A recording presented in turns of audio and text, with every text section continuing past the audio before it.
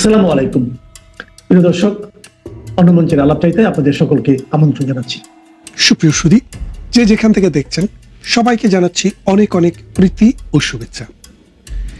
আপনারা জানেন যে বাংলাদেশের ভাগ্যাকাশে কালো মেঘ জমেছে। এই কালো মেঘ মুষলধারে বৃষ্টি নিয়ে আসবে। সেই বৃষ্টিতে বাংলাদেশে একটা প্লাবন হবে। সেই প্লাবনে যে পাপ তাপ অন্যায়কারী অপরাধী এরা সবাই ভেসে বঙ্গোপসাগরের লোনা জলে গিয়ে পড়বে। আর মানুষের দেশ, মানুষের সমাজ, সভ্য মানুষের সংস্কৃতি আবার বাংলাদেশে ফিরে আসবে। তা আপনারা বলতে পারেন, আজকে কি বাংলাদেশে মানুষ নেই, সভ্যতা নেই, সমাজ নেই? আছে, কিন্তু তারা মবের জাতাকলে পৃষ্ঠ। আজকে বাংলাদেশে একটি স্কুল সুষ্ঠুভাবে চলছে না। স্কুলের বক্ষে যাওয়া ছাত্র আজকে টিচারকে ডিম মারে। যে টিচার ইফটিজিংয়ে বাধা দেয় তাকে ছুরি মেরে দেয়। আজকে আদালত চলছে না। আদালতের ভেতরে আদালতকে বিদ্যাঙ্গুলি দেখিয়ে সাংবাদিককে ছুরি মারছে। আদালতের সামনে নিয়ে আসা আসামিদেরকে আইনজীবীরা পেটাচ্ছে। সচিবালয়ের দেওয়াল টপকে ভিতরে গিয়ে সচিবদেরকে পেটাচ্ছে। আর্মিদেরকে অকথ্য ভাষায়, অরুচিকর ভাষায় টাকলারা গালি দিচ্ছে। এবং আপনি যদি দেখেন, গ্রামে নিরীহ হিন্দু পরিবারের দোকান লুট হচ্ছে। তাদের সুন্দরী নারীকে তুলে নিয়ে গ্যাং দর্শন করছে। এই যে একটা বাংলাদেশ, যেই বাংলাদেশে সভ্য মানুষেরা কন্ট্রোল করত, যার কারণে এই সব মব করার সুযোগ পেত না। পুলিশ কাজ করত, যার কারণে অন্যায়কারী অভয়ারণ্যে পরিণত করতে পারেনি দেশটি। গত 16 বছর পর এই অন্যায়কারী, এই মাফিয়া চক্র, এই অপরাধীরা, এই কালো টাকার মালিকেরা, এই আমেরিকার দালালরা বাংলাদেশটাকে পিআর পাম নিয়োগ করে, বিভিন্ন রাষ্ট্রীয় এজেন্সিকে ব্যবহার করে বাংলাদেশের ক্ষমতাটির চূড়ান্ত পর্যায়ে মসনদে গিয়ে বসেছে। এখন এই মসনদে বসার পেছনে ডক্টর ইউনূসকে আমেরিকা থেকে পাঠানো হয়েছে। তিনি এসছেন ফ্রান্স থেকে, কিন্তু উনি আসলে আমেরিকায় তাকে পাঠিয়েছে। তো আমেরিকার ডোনাল্ড লু, পিটার হাস, এরা বস্তায় বস্তায় টাকা ডিপ্লোম্যাটিক ব্যাগে করে নিয়ে এসছে। এনে রিজওয়ান হাসান, আদিলুর রহমান, তারপরে বদি আলম এবং ডক্টর ইউনূসের গ্রামীণ ব্যাংকের বিভিন্ন এনজিওর মাধ্যমে সেগুলা সন্ত্রাস, চাঁদাবাজ, অন্যায়কারী, দুষ্কৃতিকারী, ধর্ম ব্যবসায়ীদেরকে দিয়ে ডিস্ট্রিবিউট করেছে। করে একটা লং টার্ম প্ল্যান করে তারা এই বাংলাদেশের ক্ষমতাটি দখল করেছে। ক্ষমতা দখল করার পর তাদের ধারণা ছিল যে আমেরিকার প্রভাব মনে হয় বাংলাদেশের অর্থনীতি তরতর করে উপরে উঠে যাবে। বাংলাদেশে আওয়ামী লীগের সরকারের সময় দুর্নীতি যে লেভেলে ছিল সেখান থেকে এটা দপ করে নিচে নেমে যাবে। বাংলাদেশে আইন শৃঙ্খলা ব্যবস্থা ভালোই ছিল, এটাকে তারা বৃহস্পতির সমান নিয়ে যাবে। কিন্তু এখন 13 মাস যাওয়ার পর পুরা পৃথিবীর মানুষ দেখলো কি, যে বাংলাদেশ আসলে আস্তে আস্তে আস্তে আস্তে বঙ্গোপসাগরের তলদেশের দিকে রওনা দিয়েছে, উন্নতির দিকে নয়। এখন আমেরিকা এই চক্রান্তটি করেছিল এই ভূখণ্ডটিকে দখল করার জন্য। কিভাবে দখল করবে? এখন তো আর বাংলাদেশকে পরাধীন করা যাবে না, বাংলাদেশ স্বাধীনে থাকবে, কিন্তু এখানে তাবেদার সরকার থাকবে। এই তাবেদার সরকার মার্কিনীদের সমস্ত কূটকৌশল এখান থেকে পরিচালনা করার সুযোগ করে দিবে। বে অফ বেঙ্গল, আপনি যদি বিশ্বের মানচিত্রটি দেখেন, বিশেষ করে দক্ষিণ পূর্ব এশিয়ার মানচিত্রের দিকে যদি আপনি ভালোভাবে দেখেন, এই বে অফ বেঙ্গল হচ্ছে এই দক্ষিণ পূর্ব এশিয়ার সমুদ্র পথে প্রবেশ পথ। এই বে অফ বেঙ্গলকে যদি দখল করা যায়, যেটি ইন্ডিয়া, বাংলাদেশ এবং মিয়ানমারের এই অঞ্চল নিয়ে বিস্তৃত, এই অঞ্চলটিকে দখল করতে পারলে বাংলাদেশের অর্থনীতিকে দখল করা, বাংলাদেশের রাজনীতি সমাজনীতিকে দখল করা, বাংলাদেশকে দখল করা। তারপরে দেখেন মিয়ানমারের মানে যে বিবাদমান গোষ্ঠী, এই গোষ্ঠীকে বাংলাদেশের ভেতর দিয়ে অস্ত্র দিয়ে তাদেরকে বিচ্ছিন্ন করে তাদের ওখানেও একটি আধিপত্য বিস্তার করা। কারণ বিশ্বে এখন উঠছে চায়না, বিশ্বে উঠছে ইন্ডিয়া। এই দুটি দেশকে যদি সাপ্রেস করতে হয়, আমেরিকার জন্য এখন চ্যালেঞ্জ হয়ে দাঁড়িয়েছে এই দুটি দেশ। একদিকে পৃথিবীর প্রায় অর্ধেক জনসংখ্যার কাছাকাছি এই দুটি দেশ বা এই সাবকন্টিনেন্টাল এই অংশটুকুতে, আর অর্থনীতি 5টি অর্থনীতির মধ্যে বড় দুটি অর্থনীতি এখন এই দুটি দেশ। এখন এদেরকে সাপ্রেস করার জন্যই কিন্তু আমেরিকা এখানে এসছে, আমেরিকা এখানে আসতে চেয়েছে। এর ফলে কি হলো দেখেন, ভারত, রাশিয়া এবং চায়না, এই তিনটি দেশ নিজেদের মধ্যে যে বাদ অনুবাদ আছে, সীমান্ত সমস্যা আছে, রাজনৈতিক দ্বন্দ্ব আছে এবং অর্থনৈতিক দ্বন্দ্ব আছে, বাণিজ্যিক দ্বন্দ্ব আছে, সেগুলা ভুলে তারা তিনটা দেশ একসাথে হাত রেখেছে।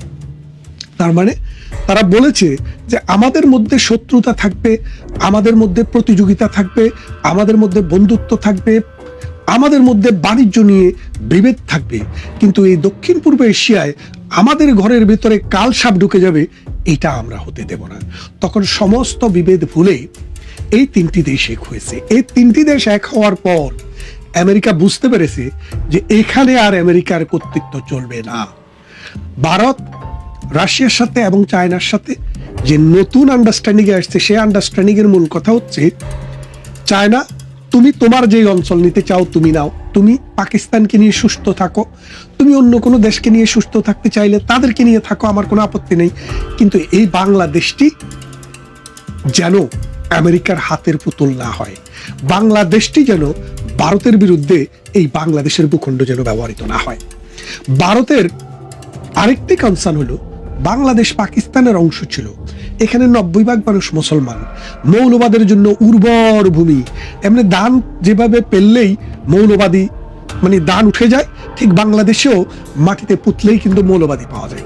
আপনি দেখেন বাংলাদেশের আনাসে কানাসে, পাড়ায় মহল্লায় উলুম মাদ্রাসা, হাফিজিয়া মাদ্রাসা, আলিয়া মাদ্রাসা, কি আরো কত রকমের নুরানি মাদ্রাসা, কওমি মাদ্রাসা, এইরকম শত শত জাতের মাদ্রাসা। তারপরে মক্তব তো আছেই, এটা ট্রেডিশনাল, যে মুসলমানেরা আরবি শেখার জন্য মক্তবে যায়, কোরআন শেখার জন্য মক্তবে যায়, সেটা 1000 বছর আগেও ছিল। 1000 বছর আগে ছিল কিনা জানি না, তবে 500 বছর আগে থেকে বা 600 বছর আগ থেকে এটা চালু হয়েছে, এখনো আছে। তা এখন ভারত যখন এই তিনটি দেশের সম্মেলনে এই বিষয়টি তুলল যে বাংলাদেশে যে মৌলবাদের উত্থান এবং আমেরিকান গোষ্ঠীর উত্থান, এই উত্থানকে ঠেকাতে হলে ভারতকে সহযোগিতা করতে হবে। চায়না এবং রাশিয়া বলে দিয়েছে যে বাংলাদেশের ব্যাপারে আন্তর্জাতিক এরিনাতে ভারতের যে সিদ্ধান্ত, ওই সিদ্ধান্তটিকে চায়না এবং রাশিয়া যৌথভাবে সমর্থন দিবে। তাহলে এখন পাশার দান তুলতে গেল, আমেরিকা যেই দালালদেরকে বসিয়েছে ক্ষমতায়, এই দালালরা কিন্তু এখন কাঁপতে শুরু করেছে। কাঁপতে কাঁপতে এমন অবস্থা, পারলে আগামীকালে চলে যায়। এখন এখানে আগামীকালে চলে তো যেতে পারবে না, ক্ষমতা তো কারো কাছে দিয়ে যেতে হবে। সরি, এই ক্ষমতাটি এখন কিভাবে দিবে? একটি নির্বাচনের মাধ্যমে দিবে। জামাত বলছে মৌলবাদী গোষ্ঠীর প্রতিভু, বাংলাদেশে মৌলবাদী শক্তির যে ফান্ডামেন্টালিস্টদের যে আতুর ঘর কারখানা, সেই জামাতে ইসলামী বলছে যে আমরা প্রপোর্শনেট রিপ্রেজেন্টেশন চাই, মানে পিআর পদ্ধতিতে আমরা ভোট চাই। এনসিপিও সেই কথাই বলছিল। তারপরে কুলা মার্কা নাকি তালপাতার পাখা, বেজনি মার্কা, হাত পাকা, ওই যে ফির ব্যবসা করে খায় কি যেন সর্বনাই, তারাও বলছে যে আমরা পিআর পদ্ধতি ভোট চাই। এখন খেয়াল করে দেখেন, ডক্টর ইউনূস এখন বলছে পিআর টিআর বুঝি না, নির্বাচন হবে ফেব্রুয়ারির মধ্যেই, কে আসলো কে গেল আমি কিচ্ছু বুঝি না, নির্বাচন করে আমি চলে যেতে চাই। কারণ ডক্টর ইউনূস বুঝতে পেরেছেন যদি তিনি আরো এক বছর যদি তাকে থাকতে হয় ক্ষমতায়, তাহলে জনগণ তার মাথায় তো এমনি চুল শেষ হয়ে গেছে, একটি পশমও তার রাখবে না, মানুষ তাকে পিটিয়ে নামাবে। এই অবস্থা যখন দেখলেন, এখন নির্বাচন করবেন। তা এখন বড় সমস্যা দেখা দিয়েছে, নির্বাচনে যদি কোনোভাবে আওয়ামী লীগ আসে তাহলে কি হবে? আপনারা জানেন বাংলাদেশে যতগুলো জরিপ ডক্টর ইউনূস করিয়েছে, প্রকাশ্যে এবং অপ্রকাশ্যে, তার প্রত্যেকটি জরিপে তার সাথে যেসব লেজুর বাহিনী আছে, বিএনপি, জামাত এবং এনসিপি, সরমনাই এবং মৌলবাদী আরো যেসব শক্তি আছে, তাদের সবার সম্মিলিত শক্তি 38%, 32%, আর 68% তাদের সাথে নাই। তাদের সাথে না থাকা মানে অন্য কারোর সাথে। অন্য কে আছে? আওয়ামী লীগ এবং তার সহযোগী যেই সব রাজনৈতিক সংগঠন আছে, অথবা আওয়ামী লীগ এবং যার সাথে অ্যালাইন করে যেই সব রাজনৈতিক দল আছে, তাদের সাথে এই 68% মানুষ আছে বলে doctor Yunus, BNP, NCP, Jamaat Islami খবর পেয়ে গেছে। এই খবর পাওয়ার পর তাদের অনেকেরই কিন্তু কাপড় চোপড় নষ্ট হয়ে গেছে রেজাল্ট দেখার পর। বলে কি, এনসিপি জায়গায় জায়গায় গিয়ে মব করতেছে, কোর্টে মব করতেছে, মুরা পাগলায় মব করতেছে, অথচ তাদের ভোটের পরিমাণ 2%-এর নিচে। অর্থাৎ 100 জন মানুষের মধ্যে 98% মানুষ তাদেরকে লাল কার্ড দেখায়। সেই লোক ডক্টর ইউনূসের ডান হাত বাম হাত। তাহলে ডক্টর ইউনূস তো বাংলাদেশের মানুষের সাথে নেই, জনগণের সাথে নেই। ডক্টর ইউনূস তার একটা হিংসা চরিতার্থ করার জন্য, প্রতিহিংসা চরিতার্থ করার জন্য, ব্যক্তিগত সম্পদ বাড়ানোর জন্য তার সাথে যারা কোলাবোরেশনে আছে তাদেরকে অর্থের বাড়ি গাড়ির মালিক করার জন্যই কিন্তু এই ক্ষমতাটিতে এসছে। এখন এই অবস্থায় ভারত দেখলো যে বাংলাদেশ একটি স্বাধীন রাষ্ট্র, যেই স্বাধীন রাষ্ট্র স্বাধীনতা হওয়ার সময় আমি অস্ত্র দিয়েছি, খাবার দিয়েছি, ট্রেনিং দিয়েছি, জায়গা দিয়েছি, এবং আন্তর্জাতিক অঙ্গনে পাড়ায় পাড়ায় ঘুরে ঘুরে আমি তাদের জন্য সমর্থন নিয়ে এসেছি। সেই দেশটি পাগলা কুত্তার মতো ভারত বিরোধিতা শুরু করেছে।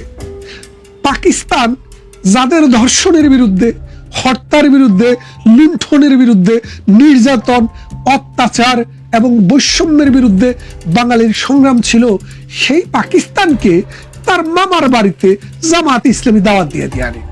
আমি এই সরকারের উপরের লেভেলের কিছু খোঁজ খবর নেওয়ার চেষ্টা করেছি যে পররাষ্ট্র মন্ত্রণালয় এত হন্যে হয়ে গেল কেন প্রতি মাসে মাসে পাকিস্তানের মন্ত্রীদেরকে দাওয়াত দেওয়ার জন্য। পরে দেখলাম যে বাংলাদেশের রাষ্ট্রীয়ভাবে একবারও তাদেরকে দাওয়াত দেওয়া হয় নাই। জামায়াতে ইসলামী তাদের সাথে নেগোশিয়েট করছে, সরকারকে প্রেশার ক্রিয়েট করছে যে তারা যে আসতে চায় আপনারা সেটা অ্যাকসেপ্ট করেন। খেয়াল করে দেখেন, এগুলা জামাতের আহ্লাদে হয়েছে। তারা এখানে এসে বলে জামাতের হেডকোয়ার্টার আগেও ছিল লাহোর, এখনো লাহোর। তার মানে যেই দলের হেডকোয়ার্টার লাহোর, সেই দল বাংলাদেশে পিয়ার পদ্ধতিতে ভোট চায়। যেই দল লক্ষ লক্ষ মানুষকে হত্যা, নির্যাতন, দর্শন করেছে, তারা এই বাংলাদেশে আল্লাহর আইনের সৎলোকের শাসন কায়েম করতে চায়। আপনারা বোঝেন তো। এখন ভারত যে কাজটি করেছে, চায়নাকে এবং রাশিয়াকে এটা বোঝাতে সমর্থ হয়েছে যে এই আমেরিকা যদি বাংলাদেশের ভেতরে আইসা সত্যিকার অর্থে পূর্ণাঙ্গভাবে গেড়ে বসে, তাইলে ভারতের জন্য, রাশিয়ার জন্য এবং চায়নার জন্য এইটা হবে মরণঘাতী, আত্মঘাতী। সুতরাং এদেরকে যে কোনোভাবে ঠেকাতে হবে।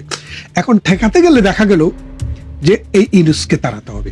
এখন এই ইউনূস তাড়ানো প্রকল্পটি ওই নির্বাচনের মাধ্যমে এসছে, কিন্তু নির্বাচনটি আসলে হবে কিনা, সেনাবাহিনী ক্ষমতা নিয়ে নিবে কিনা, জামাতে ইসলামী এনার্কি শুরু করবে কিনা, এই বিষয়গুলা এখন সমাজে বহুল বিস্তৃত আলাপ আলোচনার একটি অংশ।